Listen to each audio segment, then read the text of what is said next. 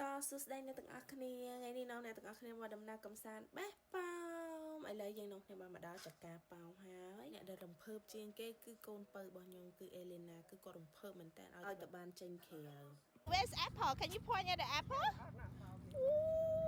កូនបងខ្ញុំវិញគឺរំភើបមែនតើបានឃើញចកាប៉ោមគឺថាទៀបបេះហូបភ្លាមហ្មងអញ្ចឹងទៅគាត់ហូបឆ្ងាញ់មែនតើគាត់មកផ្លែតហ្នឹងហូបអស់ពីរម្នាក់ឯងបងប្អូនមើលតែមាត់ទៅក៏ដឹងថាឆ្ងាញ់ដែរហើយកុំមើលដល់កូនពៅរបស់ខ្ញុំគឺថាហូបតម្លាក់អាំងទៅថាដល់ចកាប៉ោមគឺថាហូបហើយហូបទៀតហូបមិនដកមាត់មកជក់យកជាតិប៉ោមហ្មងបងប្អូនជាតិនៅ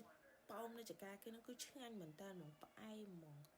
គេហៅថាបេះដើមហ្នឹងគឺឆ្ងាញ់ហើយកូនខ្ញុំហ្នឹងគេសប្បាយចិត្តគេហត់មកអោបផងគេហៅជុលប៉ោមផងគេឃើញប៉ោមច្រើនពេកឥឡូវយើងនាំគ្នាទៅជីត្រាក់ទ័រខ្ញុំមិនដឹងថាខ្មែរគេហៅត្រាក់ទ័រអញ្ចឹងត្រូវតែនេះគេហៅ tractor ride អញ្ចឹងណាហើយកូនពៅខ្ញុំគឺសប្បាយមែនតើបានឡើងជីគេដូចក្នុង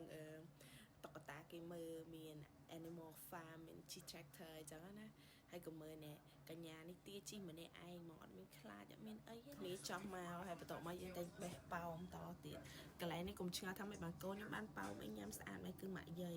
គឺអត់ភ្លេចទេដាក់កបិតមកទុកចិត្តឲ្យចៅគាត់ហូបគាត់ឲ្យចៅហូបទាំងសម្បកទេបើយើងម៉ែអីចេះឆិនឆៃណាម៉ាក់យាយថាអត់ទេឲ្យចៅញ៉ាំឲ្យស្អាតលាងទឹកលាងអីចឹងទៅឥឡូវដល់វេនម៉ាក់យាយម្ដងហើយគាត់ថាអូយប៉ោមច្រើនណាស់កូននៅមិនដឹងបេះណាទុកណាទេឥឡូវគាត់ថានេះល្អបេះមួយសិនបើស្បោងបេះដាក់មួយនិយាយទៅសុបាយមែនតើអ្នកទាំងអស់គ្នាទេខ្ញុំគឺតែមកបេះប៉ោមរាល់ឆ្នាំហ្មងឥឡូវដល់វេនម៉ាក់ញ៉ាំប៉ោមម្ដងបេះមើលញ៉ាំមើលជូរឲ្យស្អាតអស់អាសខាងក្រៅហ្នឹងគឺអាឡូមើលអ្នកទាំងអស់គ្នាដែលយើងចំណាំតែងថាប៉ោមគេលាបកមួនតែប៉ិតអត់ទេជូរស្អាតទៅគឺប៉ោមហ្នឹងគឺអាឡូអញ្ចឹងហ្មងយើងបេះប៉ោមគឺមានតែប៉ុណ្្នឹងទេបាយបាយជួបគ្នា vlog ក្រោយទៀតអរគុណ